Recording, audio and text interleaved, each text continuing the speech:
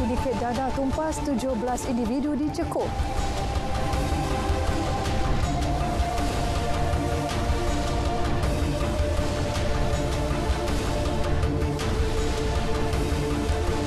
Sembilan sekolah di Selangor ditutup sementara.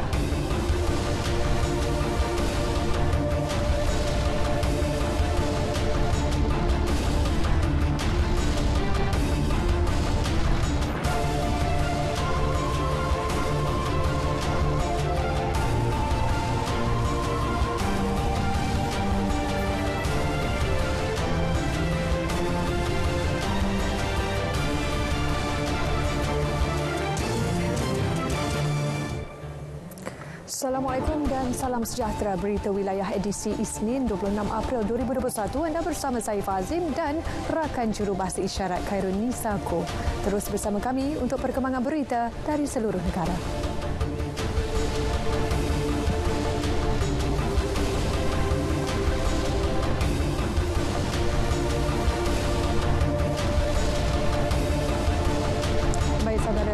Langsung negeri-negeri akan dimulakan dengan Sabah bersama Konstantin Pahlawan. Antara fokusnya pembelian minyak masak terpakai.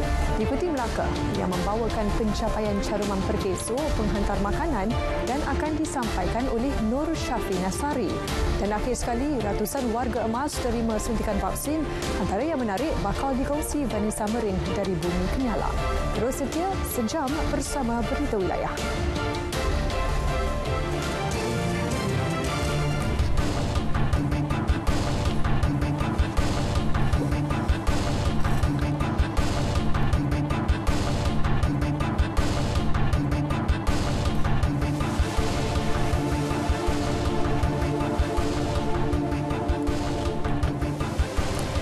Saudara, polis berjaya menumpaskan 2 sindiket pengedaran dan pemprosesan dadah berjumlah 17.55 juta ringgit dalam 10 serbuan berasingan di sekitar Lembah Kelang. Timbalan Ketua Polis Negara, Dato' Akril Sani berkata, serbuan turut menahan 17 individu dipercayai ahli sindiket termasuk 4 lelaki warga Bangladesh dan seorang wanita tempatan. Jelasnya, sindiket berkenaan mula aktif pengedaran dadah sejak Februari lalu. Sejumlah 134 kg heroin dan 104 kg syabu bernilai 15.2 juta telah berjaya dirampas daripada sindiket tersebut. Dalam hari yang sama juga, sindiket kedua, iaitu merupakan satu makmal proses dadah yang haram itu di Rawang berjaya ditumpaskan, di mana sejumlah 53 kg ketamin yang untuk kegunaan pasaran tempatan telah berjaya dibentras oleh Jawatan Siasatan Jenayah Narkotik. Dalam hari itu, beliau turut menjelaskan sehingga April tahun ini sahaja, PDRM telah berjaya menumpaskan 92 sindiket dadah dengan jumlah keseluruhan 12 tan dadah pelbagai jenis bernilai 343 juta ringgit. Sementara itu, PDRM juga menerima 2 laporan berhubung dakwaan seorang guru mengeluarkan perkataan berunsur lucah dengan menggalakkan perlakuan rogol terhadap pelajar. Manakala laporan kedua dibuat semalam berkenaan rakan sekolah yang bergurau lucah. Kedua-dua laporan ini telah pun kita satukan dalam satu siasatan, melibatkan satu lokaliti, dan kita sedang mengambil keterangan daripada mereka yang berada di tempat kejadian tersebut. Kita telah pun ambil keterangan daripada guru sekolah tersebut, daripada pengadu juga kita telah ambil keterangan, dan sekarang ini pegawai penyiasat sedang giat mengambil rakaman percakapan daripada rakan-rakan sedarjah yang untuk dijadikan sebagai keterangan-keterangan tambahan. Terdahulu, tular video menerusi TikTok dimuat naik seorang pelajar perempuan mengenai kandungan pengajaran gurunya yang berbaur lucah. 79 buah sekolah di Selangor diarah tutup sementara berikutan peningkatan kes COVID-19 membabitkan kluster pendidikan. Kali ini kita ikut format itulah. So akhirnya setelah Pusat Kesihatan Daerah memaklumkan, dan Jabatan Kesihatan merasakan bahawa kes-kes itu wajar ditutup, jadi kita tutup. Sebab controller kepada seluruh sekolah-sekolah di Negeri Selangor ini terletak di bawah Jabatan Pendidikan Negeri Selangor. Jadi kalau saya tahu in detail barulah saya luluskan, itu tidak. Tetapi formatnya serta sistemnya tu memang saya akui kita telah setuju, dan biar dia berjalanlah ikut kepada justifikasi dan melihat kepada kepentingan serta keutamaan yang difikirkan sesuai oleh setiap jabatan. Tambahnya, setelah keputusan dilaksanakan, Pusat Pendidikan Daerah perlu memberikan kelulusan bagi menutup sekolah berkenaan. Kemudian, satu laporan akan diserah kepada Majlis Keselamatan Negara Negeri Selangor untuk tindakan susulan termasuk ujian saringan. Penutupan sekolah selama 2 hari melibatkan 19 sekolah di daerah pendidikan Hulu Langat, 18 di Petaling Perdana dan 15 di Klang. Turut diarahkan tutup masing-masing 9 sekolah di daerah pendidikan Gombak dan Petaling Utama, 5 di Hulu Selangor dan 2 di Kuala Langat dan Sepang. Sementara itu di Pulau Pinang, 20 sekolah diarah tutup 2 hari bermula hari ini. Ia susulan terdapat kes jangkitan COVID-19 di sekolah terlibat. Pengarah Pendidikan Pulau Pinang Abdul Rashid Abdul Samad ketika dihubungi berkata penutupan melibatkan sekolah rendah dan menengah itu bagi proses sanitasi. Beliau bagaimanapun enggan mengulas lanjut. Bagi sekolah yang ditutup, beliau menjelaskan sesi pengajaran dan pembelajaran di rumah PDPR berjalan seperti biasa. Hampir 40% daripada populasi rakyat Malaysia di seluruh negara yang berusia 18 tahun telah mendaftar program imunisasi COVID-19 kebangsaan PIK Fasa 2 setakat hari ini. Menteri Penyelaras Program Imunisasi COVID-19 Kebangsaan Khairi Jamaluddin Abu Bakar berkata, jumlah tersebut dijangka meningkat sehingga ke 80% dalam tempoh 2 bulan. Mengulas pendaftaran rendah dalam kalangan penduduk Kedah, beliau mengharapkan semua jentera agensi dapat digerakkan. Saya tanya Amat Berhormat Menteri Besar pasal apa daerah beliau sendiri agak tinggi pendaftaran. Dia kata banyak usaha daripada sukarelawan daripada pejabat wakil rakyat, daripada jentera kerajaan, pejabat daerah dan sebagainya telah menggerakkan pendaftaran di masjid, di rumah ke rumah, di kawasan-kawasan orang awam dan sebagainya. Itu yang kita perlukan buat di Kedah. Beliau ditemui selepas program imunisasi COVID-19 kebangsaan PIK Fasa 2 di Stadium Sultan Abdul Halim SSAH Sukamenanti Alustar. Seramai 91,491 warga emas daripada 272,444 individu di Kedah telah mendaftar program imunisasi COVID-19 dan terdapat 12 pusat penerimaan vaksin di Kedah selain 4 di hospital kerajaan. Rasa macam okey lah, macam tak payah sangat, okey, perjalanan lancar, mudah semua. Sihat saya, mailah cucuk, pakat-pakat cucuk vaksin untuk kesihatan kita kan. Itulah untuk kesihatan kita semualah. Tak rasa apa-apa lah. Sebab tu nak lindung penyakit kita lah. Ni macam nak nasihat kat orang luar ni, macam warga emas macam makcik ni untuk suntik ni nak nasihat apa? Nasihat mailah semua kena suntik, apa kita kena dengar kata lah apa pun. Kalau tak buat seorang habis semua ni. Tak ada apa yang nak takut, biasa saja. Pasal peraturan sistem tu tersusun elok. Dan saya tak nampak ada apa masalah. Dan suntikan tu bukan sakit sangat. Biasa saja. Untuk keselamatan kita dan orang ramai, benda ni patutlah kita macam tanggungjawab kita lah. Rusia Abdul Hamid, Rashid Jalil, Nur Hidayah Anwar dan Fakhrul Razi Ismail.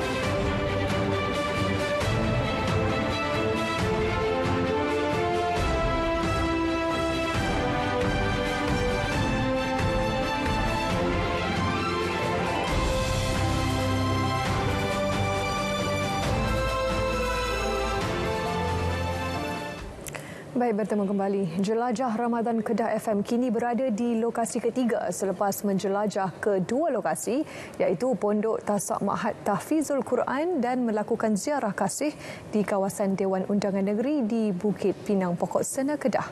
Untuk perincian semasa program Jelajah Ramadan di lokasi ketiga di Masjid Nurul Ihsan Langgar Pokok Sena, kita langsung bersama wartawan Rusia Abdul Hamid.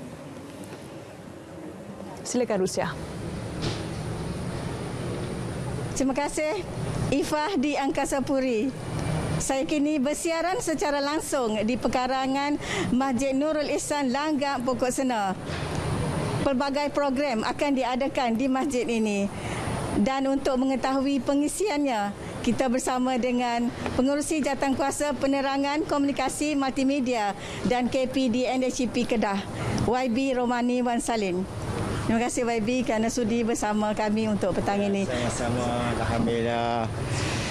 Jadi alhamdulillah, pertama kali saya syukur kepada Allah Subhanahu Wa Taala dan tahniah kepada Kedah FM, Puan Sarimah Abu Bakar sebagai pengarah situ, di mana pada hari ini kita jelajah Ramadan 2021 sehari suntuk.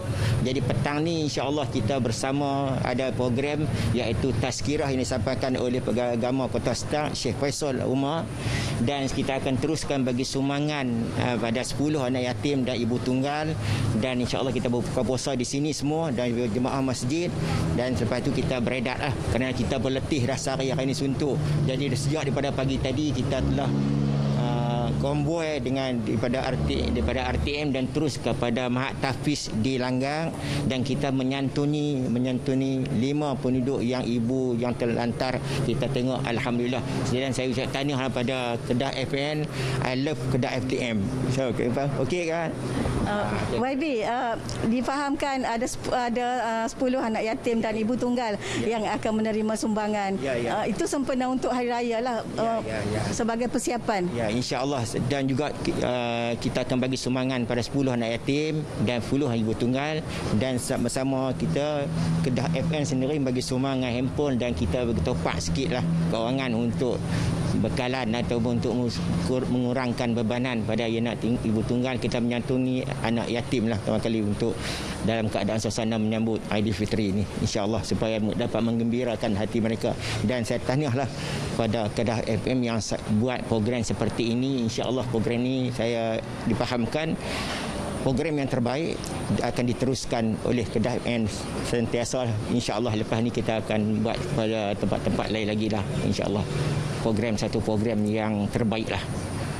Jelajah Ramadan Kedah FM 2021 mungkin akan diadakan lagi selepas ini. InsyaAllah saya dipahamkan, dan setelah mana dibagi tahu oleh pengarah Puan Syarimah tadi, program seperti ini saya amat menyokong 100% lah. Dan juga kita juga dengan Kedah FM ini sentiasa dekat di hatilah, kerana Kedah FM sentiasa menyantuni hati rakyat tak kira di mana. Dan yang bagusnya Kedah FM adalah satu berita yang tepat, berita yang sahih. Itulah yang kita memerlukan Kedah FM, rakan karib saya, dan sebab itu saya menyebut, saya sentiasa mengatakan I love Kedah FM. Terima kasih YB kerana sudi bersama kami untuk kali ini. Itu saja laporan dari lintas langsung dari Alostar untuk kali ini. Kembali ke Angkasa Puri. Baik, terima kasih Rusia atas laporan itu tadi. Bertadarus secara berkumpulan tanpa mematuhi prosedur operasi standard SOP di masjid dikenal pasti sebagai punca penularan kluster Bayan Cenderawasih yang dikesan di Kedah 16 April lalu. Pengerusi Jawatankuasa Kesihatan Negeri Kedah, Datuk Dr. Muhammad Hayati Othman berkata, kluster aktiviti keagamaan terbabit antara penyumbang kepada peningkatan kes aktif di daerah Kota Star. Dia mula di situlah. Jadi kita harap pada mereka-mereka yang nak mengadakan tadarus, kita dah letakkan SOP dia. Tak apa, tadarus pakai ni tak apa. Duduklah jarak-jarak 1 meter tu kita punya SOP. Sebab kita bimbang kalau sekiranya kes yang melibatkan kluster masjid ni berterusan naik, menyebabkan ialah Jabatan Agama Islam akan keluarkan arahan-arahan yang tertentu. Beliau berkata demikian ketika sambutan Hari Malaria Sedunia peringkat negeri Kedah di Jabatan Kesihatan Negeri. Kluster Bayan Cenderawasih dikenal pasti hasil saringan pra-pembedahan dan nama kluster merujuk kepada lokaliti di mana penularan kes-kes dilaporkan berlaku iaitu di Jalan Bayan dan Jalan Cenderawasih Alustar. Sementara itu, beberapa bangunan ikonik di Bandaraya Alustar malam tadi bercahaya biru selama 5 jam sempena sambutan Hari Malaria Sedunia. Gimik pelancaran itu sebagai kempen kesedaran bahawa negara masih berdepan jangkitan penyakit bawaan nyamuk yang boleh membawa maut. Datuk Dr. Muhammad Hayati menjelaskan meskipun tiada kes jangkitan tempatan sejak tahun 2018, namun ia bukan alasan untuk masyarakat tidak mengambil langkah berwaspada. Sekarang ni malaria manusia di tempat kita sudah tidak berjangkit, zero. Tapi yang zoonotik itu masih ada. Tadi disebut oleh Ketua Pengarah Kesihatan Kedah. Di Kedah ni tahun ni ada satu kes kematian. Jadi kita harap rakyat berwaspadalah. Operasi mencari dan menyelamat SAR seorang lagi mangsa bot terbalik di perairan Kuala Besar, Kelantan diperluaskan pada hari ketiga. Operasi mencari mangsa Zul Syahmi Daniel Zul Azman melibatkan kawasan seluas 78.96 batu nautika persegi menjadikan jumlah keseluruhan pencarian sehingga hari ini adalah 154.41 batu nautika persegi. Pengarah Agensi Penguatkuasaan Maritim Malaysia APMM Kelantan, Kapten Maritim Muhammad Nur Syam Asmawi Yaakob berkata, operasi disambung pada pukul 7 pagi tadi dikoordinasikan Maritime Rescue Subcenter MRSC Kuantan. Kapal maritim KM Amanah digerakkan sebagai On-Scene Coordinator OSC, manakala bot PSC 35 milik Pasukan Polis Marin PPM ke sektor pencarian. Turut sama dalam operasi Polis Diraja Malaysia, Jabatan Bomba dan Penyelamat Malaysia, Angkatan Pertahanan Awam Malaysia dan Jabatan Sukarelawan Malaysia Rela, Lembaga Kemajuan Ikan Malaysia, Persatuan Nelayan serta Komuniti Maritim. Mangsa dilihat kali terakhir memakai baju berwarna kelabu, seluar pendek hitam dan dipercayai tidak memakai jaket keselamatan semasa kejadian. Jumaat lalu, mangsa bersama 2 lagi rakannya keluar mencandat sotong sebelum dilaporkan hilang apabila bot fiber dinaiki mereka terbalik akibat dipukul ribut di lokasi kira-kira 16.6 km dari Kuala Besar, Kota Baru. Seorang mahasiswa berdepan pertuduhan menghina Tunku Mahkota Johor Tunku Ismail Sultan Ibrahim dengan perkataan jelek. Tertuduh Ahmad Muaz Ishak, 22 tahun, bagaimanapun mengaku tidak bersalah selepas pertuduhan dibacakan di Mahkamah Session Johor Bahru. Tertuduh didakwa memuat naik status berbau lucah dan menghina kerabat diraja Johor di Facebooknya Muaz Ishak. Tertuduh melakukan perbuatan tersebut pada 5 Februari lalu di sebuah premis makanan segera di Jalan Pontian Skudai, Johor Bahru. Hakim menetapkan jaminan sebanyak RM3,000 dengan seorang penjamin. Kes didakwa mengikut Seksyen 233-1-A Akta Komunikasi dan Multimedia 1968, Akta 588 dan boleh dihukum mengikut Seksyen 233-3 Akta yang sama. Mahkamah menetapkan 25 Mei depan untuk sebutan semula kes.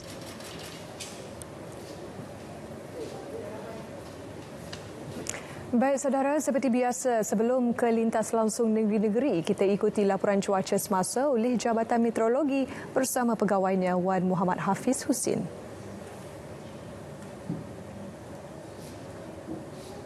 Ya, Assalamualaikum dan salam sejahtera. Untuk maklumat para penonton semua, negara kita kini masih lagi berada pada fasa peralihan monsun yang kita jangkakan ianya akan berterusan sehingga ke pertengahan Mei.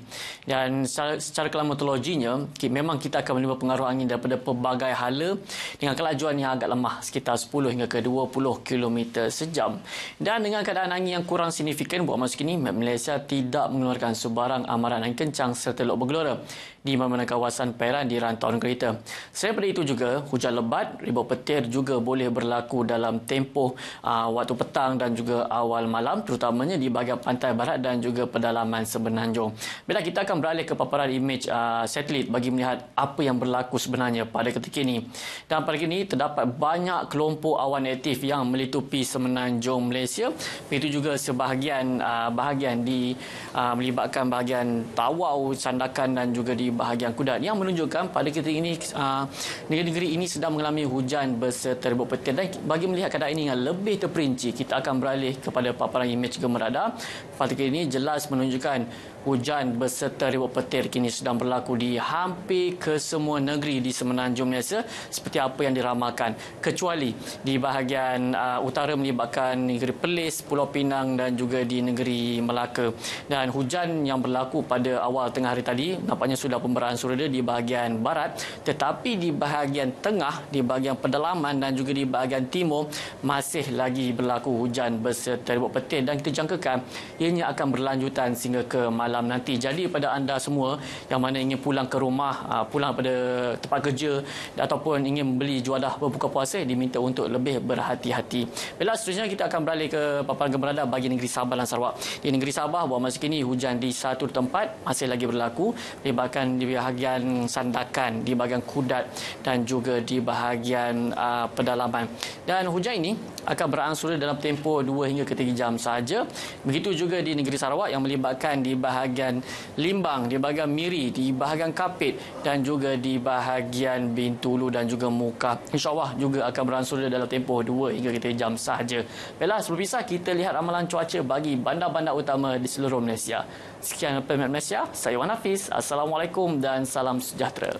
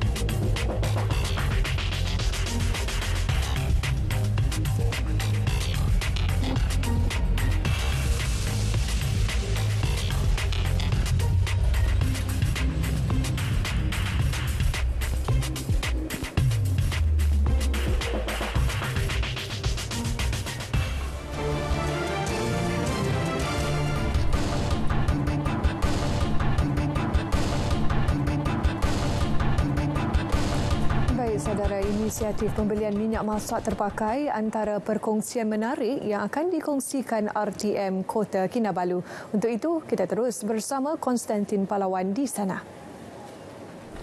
Silakan. Hai Ifah, terima kasih dan selamat petang dan salam sejahtera.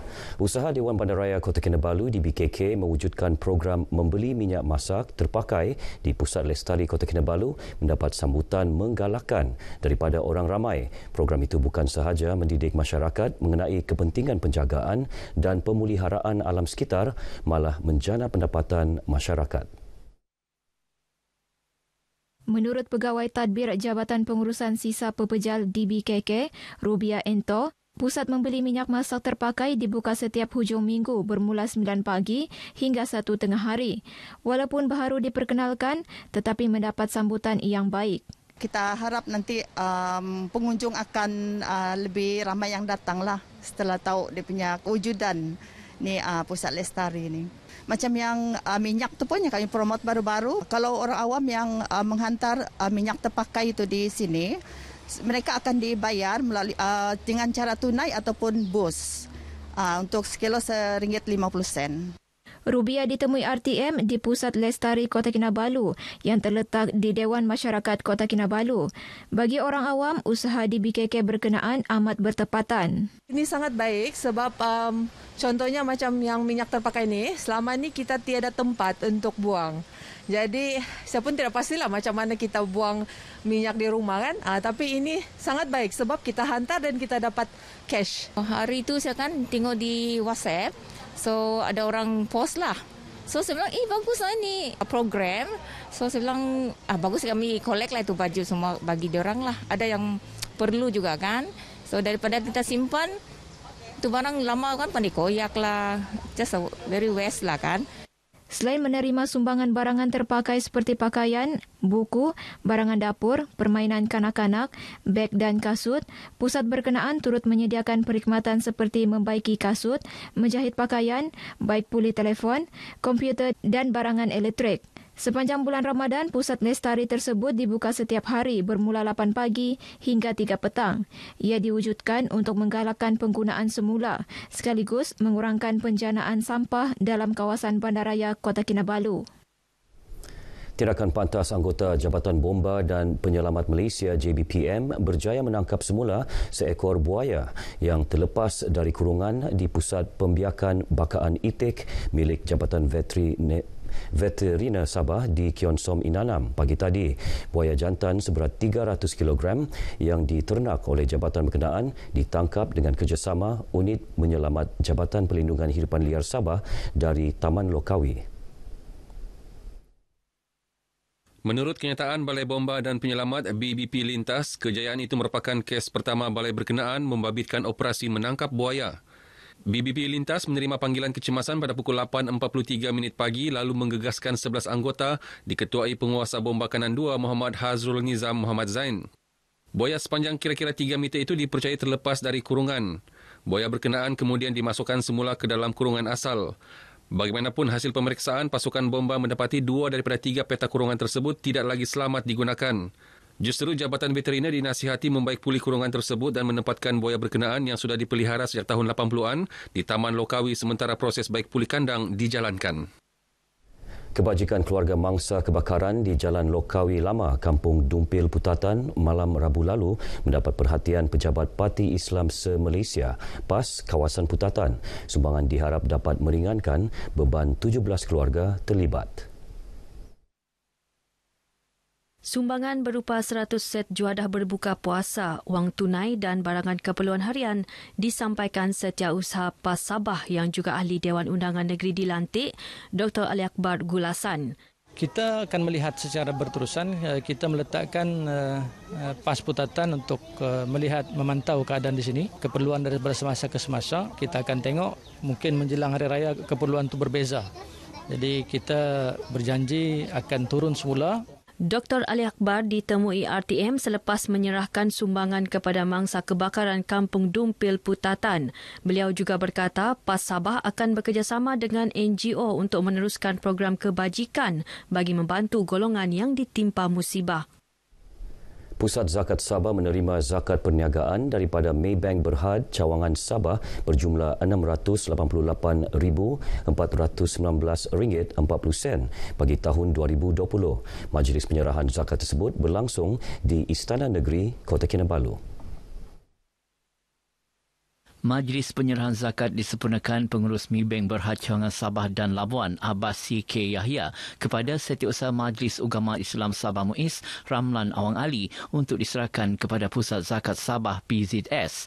Majlis disaksikan Yang di-Pertuan Negeri Tun Johar Datuk Mahiruddin dan Menteri Tugas-Tugas Khas Sabah Datuk Muhammad Arifin Muhammad Arif. Bercakap kepada media selepas majlis ini, Datuk Muhammad Arifin merakamkan penghargaan kepada badan-badan korporat yang sentiasa komited menunaikan tanggungjawab membayar zakat perniagaan sekaligus membantu kerajaan negeri membela nasib golongan yang memerlukan. Saya menyeru kepada JLC atau bank-bank berkenaan yang lain agar mengikuti jejak yang telah dibuat oleh Maybank ini agar sentiasa PK untuk usaha menunaikan zakat ini. Sementara itu, Pengurus Maybank Berhad Sabah dan Labuan, Abbasi K. Yahya berkata, zakat perniagaan bank berkenaan bagi tahun 2020 agak menurun kesan penularan pandemik COVID-19. Kita pun maklum dalam keadaan sekarang ni, keadaan perniagaan pun agak slowing down. And at the same time also kesan-kesan MCO ada impact to the business community. Terdahulu Tun Johar Mahiruddin turut menerima kunjungan Yayasan Amal Ma'ruf Malaysia YAMM yang diketuai pengerusi eksekutifnya Hamsan Omar. Kunjungan bertujuan memaklumkan Tun Johar berkaitan perancangan yayasan itu untuk bekerjasama dengan badan-badan agama di Sabah, khususnya dalam memberi latihan dan bantuan dana kepada golongan asnaf. YAMM yang membuka cawangan di Sabah pada 22 Mac lalu mempunyai 16 orang ahli jawatankuasa. Pertubuhan Kebajikan Islam Sabah (PERKIS) akan mengenal pasti keberadaan saudara baharu untuk membolehkan mereka dibimbing dan dibantu sewajarnya. Ia sejajar fokus utama pertubuhan itu untuk membangunkan ekonomi saudara baharu dan golongan kurang bernasib baik. Presiden PERKIS Datuk Seri Panglima Lajim Ukin berkata dianggarkan lebih 100,000 saudara baharu berada di seluruh pelosok negeri Sabah. Justru PERKIS akan bekerjasama dengan sebuah badan bukan kerajaan NGO Islam dari Semenanjung yang akan menyuntik dana bagi membantu golongan berkenaan. NGO ini akan bekerjasama dengan kita dan kita akan memohon daripada pihak Persatuan Mualaf untuk memasukkan nama-nama mereka untuk kita latih apa bidang yang mereka ada keperluan dalam bidang perniagaan, menjahit, koimoi, pertanian dan sebagainya. Datuk Lajim berkata demikian ketika ditemui media selepas mempengerusikan mesyuarat ahli Majlis Tertinggi PERKIS dan Majlis Berbuka Puasa di Kota Kinabalu. Katanya NGO berkenaan sudah menyerahkan kertas kerja berkaitan cadangan latihan dan kemahiran termasuk dalam bidang keusahawanan kepada golongan saudara baharu di bawah kategori B40. Dalam perkembangan lain, Datuk Lajim yang juga pengerusi eksekutif Amanah Ikhtiar Malaysia AIM menyarankan NGO Islam di negeri ini meningkatkan kerjasama dalam mengembangkan syiar Islam. Dan sekian berita dari Sabah petang ini bersama saya, Konstantin Pahlawan, bersama kekang penularan jangkitan pandemik COVID-19. Kita jaga kita. Kembali bersama Ifa di Angkasa Puri. Ifa, silakan. Baik, terima kasih Konstantin. Kira-kira 80% penghantar makanan Grab Food Melaka telah mencarum di bawah Skim Keselamatan Sosial Pekerjaan Sendiri SKSPS Perkeso. Itu antara paparan dari Melaka. Kita langsung bersama-sama Nur Syafi Nasari di RTM Melaka. Silakan. Terima kasih Ifah. Sejumlah RM150,000 diperuntukkan bagi bantuan Ramadan peringkat Dewan Undangan Negeri Dun Sungai Udang kepada golongan memerlukan, khasnya mereka yang terkesan COVID-19. Ahli Dewan Undangan Negeri Dun Sungai Udang, Datuk Seri Idris Harun berkata, pek sumbangan berupa keperluan asas dan wang tunai disumbangkan kepada lebih 850 penerima. Beliau berharap dengan bantuan berkenaan, ia dapat meringankan beban mereka, khasnya dalam bulan mulia ini serta Hari Raya Aidilfitri yang bakal menjelang.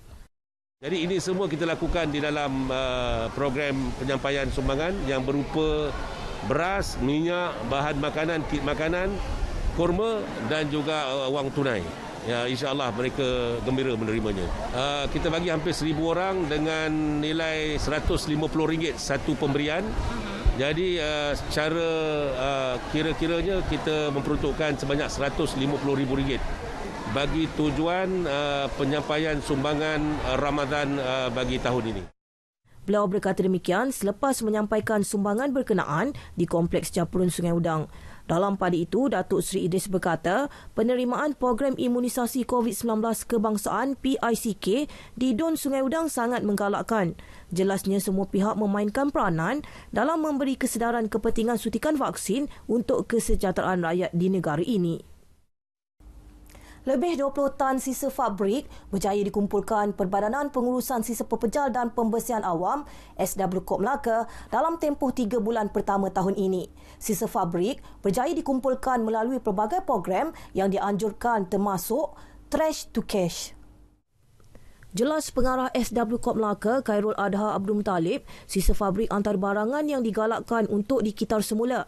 Tambahnya, berdasarkan kajian, sebanyak 4% sisa yang dihantar ke tapak pelupusan sampah negeri ini merupakan sisa fabrik. Justru pelbagai program dilaksana SW Corp dalam usaha memberi kesedaran kepada masyarakat untuk mengamalkan pengasingan sisa pepejal dan kita semula termasuk kepada sisa fabrik. Fabrik di negeri Melaka yang dihantar ke tapak pelupusan, apabila kita membuat kajian komposisi sisa di tapak pelupusan, lebih kurang 4% sisa di tapak pelupusan merupakan sisa fabrik. Jadi ianya turut menyumbang kepada peningkatan janaan sampah di tapak pelupusan. Jadi kita sasarkan sebenarnya sisa fabrik ini boleh kita semula. Kita nak memberi kesenangan kepada masyarakat. Melalui program Trash to Cash, sisa fabrik dibeli pada harga 10 sen sekilogram. Beliau berkata demikian kepada RTM di Peringgit. Kira-kira 80% penghantar makanan GrabFood Melaka telah mencarum di bawah skim keselamatan sosial pekerjaan sendiri SKSPS Perkeso. Penasihat penghantar makanan GrabFood Melaka, Faizal Azhar Jamaluddin berkata, daripada lebih 1,000 penghantar makanan yang terdapat di negeri ini, hanya 20% sahaja yang masih belum berbuat demikian. Beliau berkata pelbagai usaha dijalankan pihaknya membabitkan Perkeso untuk memberi kesedaran dan penerangan lebih lanjut kepada rider berkenaan kepentingan caruman skim ini untuk masa depan. Jadi itulah saya cakap dengan kawan-kawan, kita tak jangka apa yang akan berlaku di atas jalan raya. Sebab kita ni guna jalan raya ni hampir 100%. Jadi kita ada 2 tayar kan. Jadi risiko untuk kemalangan tu memang ada. Saya sendiri pun pernah jatuh. Jadi kita benda yang tak jangka ni macam cacat kekal, meninggal dunia. Jadi ini yang kita nak cover kan, nak menjaminkan keluarga kita ni yang ada ni, yang anak-anak kita ni yang ada ni. Jadi itu gunanya Perkeso ni. Jadi masuklah. Saya mohon semua yang penghantar-penghantar makanan ni masuklah. Sementara itu, Faizal Azhar berkata seramai 150 penghantar makanan menyertai kembara Ramadan Rider GrabFood Melaka. Program yang disempurnakan Timbalan Speaker Kerajaan Negeri Melaka, Datuk Ghazali Muhammad di Aikro, bertujuan menghantar bantuan kit makanan kepada 60 penerima dalam kalangan golongan kurang berkemampuan sekitar Melaka. Program mendapat dana bantuan hasil kutipan Rider GrabFood Melaka dan sumbangan Majlis Agama Islam Melaka, MAIM. Baik, paparan itu mengakhiri berita dari Melaka. Ingat, sentiasa patuhi SOP bagi mengekang penularan COVID-19. Kita kembali bersama-sama Ifah di Wisma Berita Angkasa Puri. Baik, terima kasih Syafinas dari Melaka. 456 warga emas di Limbang telah menerima dos pertama vaksin COVID-19. Itu antara fokus berita dari Bumi Kenyalang dan kita langsung dari RTM Kuching, kita bersama Vanessa Mering. Silakan Vanessa.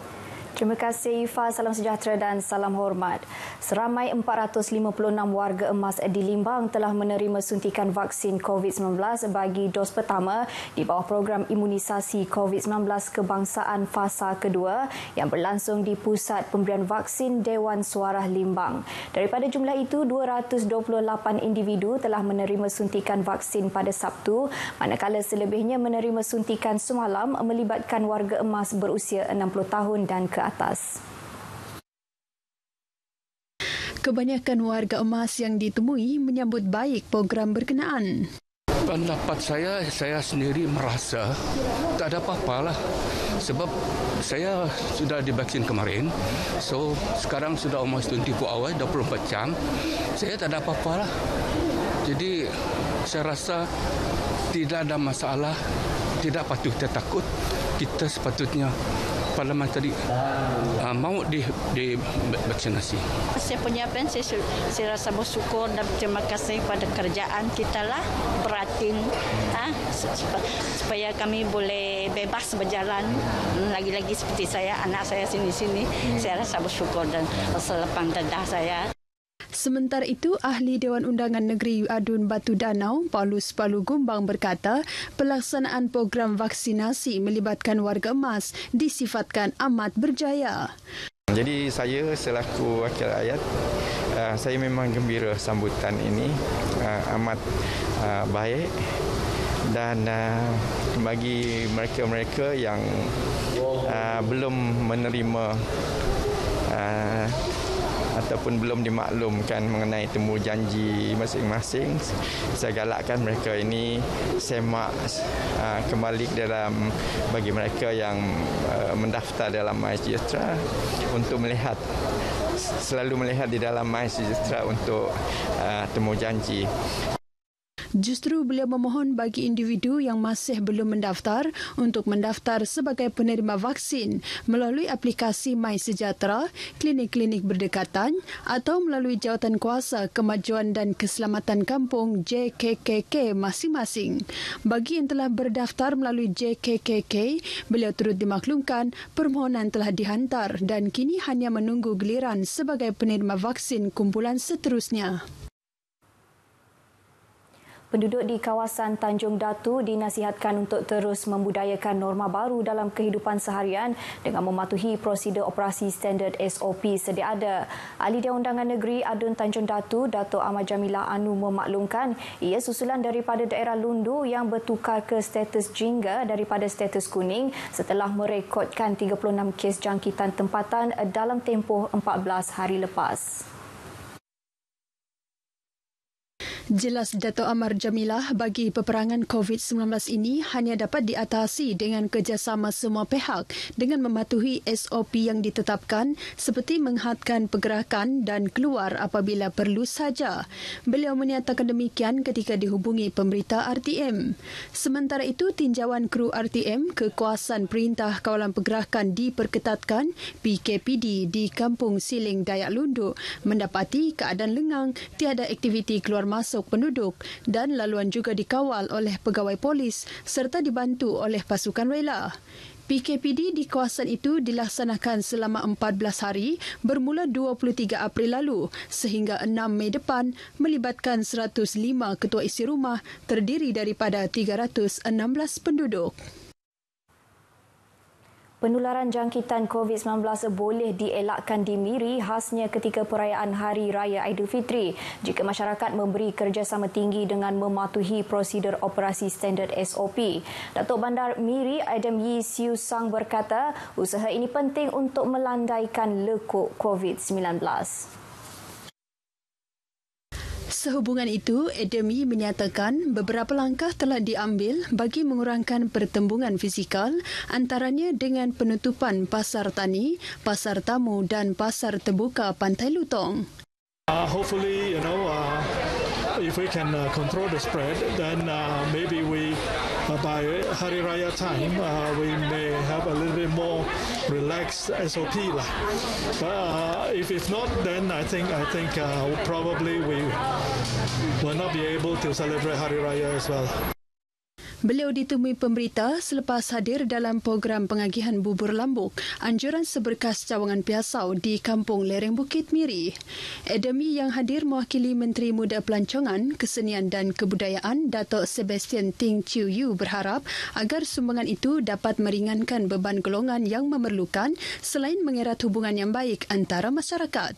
Pengerusi penganjur seberkas cawangan Piasau Yusuf Muhammad yang ditemui pemberita berkata program itu memberi peluang ahli seberkas untuk lebih mendekati masyarakat.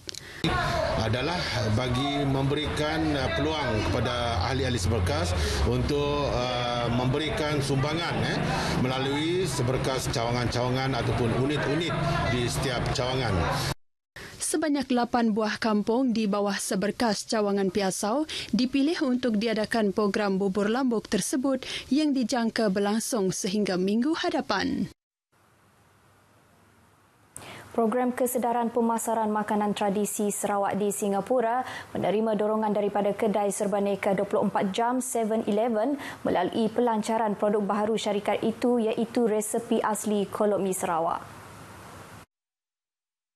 Pejabat Perdagangan dan Pelancongan Sarawak di Singapura atau Statos dalam satu kenyataan berkata, di bawah promosi We Love Sarawak Kolok Mi, produk baharu ini boleh didapati di 425 outlet 7-Eleven di negara berkenaan bermula 14 April lepas hingga 11 Mei depan.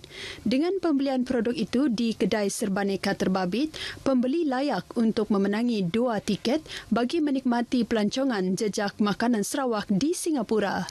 Kempen berkenaan akan dipromosikan di semua outlet 7-Eleven, platform media sosial 7-Eleven dan Status serta diiklankan di luar galeri Status. Siri Jelajah Ramadan RTM diteruskan di Bandar Bintulu dengan menyantuni golongan asnaf. Program itu dijayakan dengan kerjasama pihak urus setia saudara kita USK bahagian Bintulu. Menurut pengerusi USK bahagian Bintulu Jamal Abdullah, program ini melibatkan pengagihan sumbangan di Kampung Sungai Pelan. Terdapat 20 orang penerima bantuan berupa makanan dan keperluan asas bagi meringan beban mereka dalam bulan Ramadan ini. Kita memilih Kampung Sungai Pelan Lot ini untuk hari ini memandangkan ramai dan saudara kita yang berada di Sungai Pelan dan kebanyakan mereka yang bekerja di Bintulu berpusat di Sungai Pelan sini. Untuk hari ini penerima sumbangan berjumlah 20 di Sungai Pelan dan keseluruhannya 120 yang merangkap daerah Tatau, daerah Sebau, Bandar Bintulu dan Nyalau selain daripada Kuala Nyalau. Selain sumbangan kepada golongan asnaf, pada sebelah petangnya pula Bintulu FM mengagihkan juadah Ramadan kepada petugas di 4 lokasi SJR sekitar Bandar Bintulu. Sekian berita dari Sarawak, kita kembali bersama Ifah di Angkasa Puri. Silakan. Baik, terima kasih Vanessa. Membawa perkembangan dari Sarawak. Saudara, berita wilayah akan berehat seketika. Kita akan kembali selepas ini.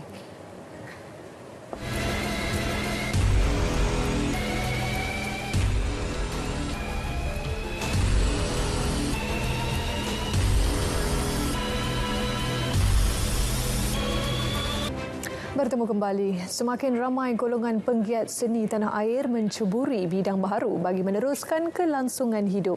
Antaranya mencuburi perniagaan sama ada secara langsung atau dalam talian. Terbaru, Gelik Raya Bazar menjadi platform kepada golongan ini mempromosikan produk mereka. Bazar Gelik Raya ni kita bekerjasama dengan seniman. So first kita tahu tentang COVID, jadi kita nak menjana ekonomi. Ekonomi bukan saja dari segi selebriti dengan usahawan-usahawan kita. Jadi saya gabungkan dua-dua untuk buat satu bazar. So hari raya ni kita ambil kesempatan untuk buat bazar dan menjana pendapatan bersama-sama. Tambahnya, antara pengisian program yang dijalankan sepanjang pembukaan bazar antaranya perkongsian ilmiah sempena bulan Ramadan. Program yang berlangsung sehingga malam raya itu bakal menampilkan 15 selebriti tanah air, antaranya Shah Iskandar, Syahizi Sam, Shatila Melvin, Putra Amaris, Datin Aliah, Ani Mayuni dan Rizman Kuzaimi.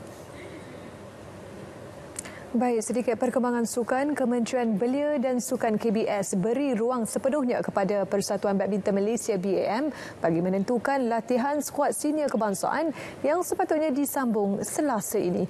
Ini berikutan terdapat pertambahan seorang lagi pemain yang disahkan positif COVID-19 semalam. Timbalan Menteri Belia dan Sukan Wan Ahmad Faisal Wan Ahmad Kamal menegaskan pihaknya tiada halangan mengenai hasrat BAM untuk menyambung kembali latihan bagi pemain yang diuji negatif, termasuk kepada yang telah dibenarkan pulang dari pusat kuarantin. Sabtu lalu, seramai 91 pemain di Akademi Badminton Malaysia ABM Bukit Kiara telah menjalani ujian calitan kali ketiga. Sementara 14 pemain lain yang disahkan positif sebelum ini telah dihantar ke pusat kuarantin dan rawatan COVID-19 berisiko rendah di Maeb Serdang. Bagaimanapun, 4 orang pemain telah dibenarkan pulang. Buat masa ini lihat kepada dari segi protokolnya, SOP yang KBS letakkan, mana-mana yang memang sudah diberi green light oleh Kementerian Kesihatan memang boleh berlatih. Tapi mana yang masih lagi dalam kuarantin memang tak boleh kita izinkan masuk ke dalam kem latihan langsung. Dan buat masa ini macam Menteri saya kata, kes yang berlaku ni tidak timbul dalam kem latihan. Bukan di MSN, di KASA bukan. Tapi dari luar, sama ada balik daripada luar negara ataupun daripada keluarga yang mereka berjumpa lah. Jadi dari segi itu, kita memang sangat strict. Mana-mana yang masih lagi dalam kuarantin ataupun disyaki positif tidak dibenarkan masuk ke dalam kem latihan. Beliau berkata demikian selepas melancarkan acara Syok Fest Ramadan Raya 2021 di Bukit Jalil semalam. Sebanyak 200 gerai dibuka di tapak jualan ini yang mengumpulkan para peniaga dan usahawan dari kalangan belia bagi mencari pendapatan sampingan pada bulan puasa ini. Pada majlis berkenaan, beliau telah berkesempatan mengacau dodol serta melawat gerai-gerai yang mula beroperasi sejak 16 April hingga 9 Mei depan. Berbuka puasa atas bot kayuh, satu cara unik dan menjanjikan kenangan manis buat pengunjung Taman Rekreasi Air Taman Tasik Seremban. Kita ikuti bingkisan disediakan wartawan Nur Rashikin Harun. Tawaran harga berpatutan dengan 5 menu yang menarik, pengunjung boleh merasai pengalaman berbeza berbuka puasa di taman. Dengan suasana yang menenangkan, fasiliti yang lengkap termasuk masjid yang berdekatan, berbuka puasa di atas bot kayuh di Taman Tasik Seremban ini menjadi tumpuan pengunjung dari seluruh negeri. Kita ada produk baru iaitu berbuka di atas bot ataupun kita panggil berbuka santai di tasik. Okey, ia menggabungkan dua, satu berbuka di atas bot dan juga satu berbuka santai-santai di tepian tasik lah. Yang mana kita nak mewajah barukan Taman Rekreasi Air ni ataupun Taman Tasik Seremban ni untuk menjadi sebuah ikon pelancongan yang ada di tengah-tengah Bandaraya Seremban. Boleh memuatkan kira-kira 50 pengunjung pada satu-satu masa. Mereka yang hadir boleh merasai pengalaman berbuka puasa di atas bot kayuh atau secara santai di tepi tasik. Menurut operator Taman Tasik Seremban, Jeffrey Ramli, konsep ini tercetus ketika dirinya melawat ke negara luar sebelum pelaksanaan Perintah Kawalan Pergerakan PKP. Idea ni tercetus kita selalu kalau kita pergi dekat overseas, ya, kalau di Dalat lah, saya tahun sebelum PKP tu saya sempat datang ke Dalat. Jadi dia orang buka sebelah malam. Jadi dengan lampu-lampu dia orang buat lampu, jadi saya rasa terfikir dekat situ satu benda yang menarik dan memandangkan kita memang dah ada produk di Tasik ini. Jadi apa salahnya kita mencuba sesuatu yang baru yang orang kata tu tak pernah terfikir, dan alhamdulillah mendapat sambutan yang begitu menggalakkanlah. Berbuka puasa di atas pedal boat menjadi satu tarikan unik yang ada di Taman Tasik Seremban ini. Dengan suasana yang romantis, sangat sesuai untuk seisi keluarga mendapatkan mood yang berbeza dan kelainan ketika berbuka.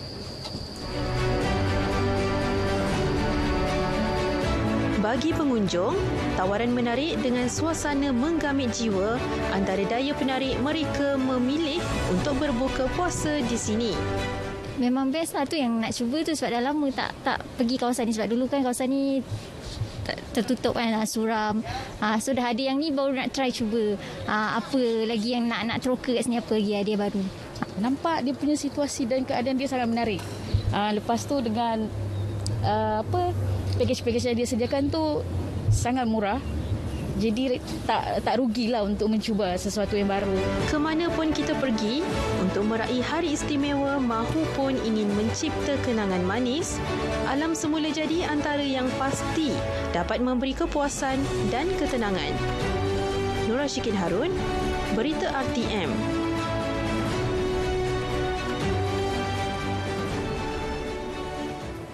Baik saudara, berita wilayah edisi 26 April 2021 berakhir di sini.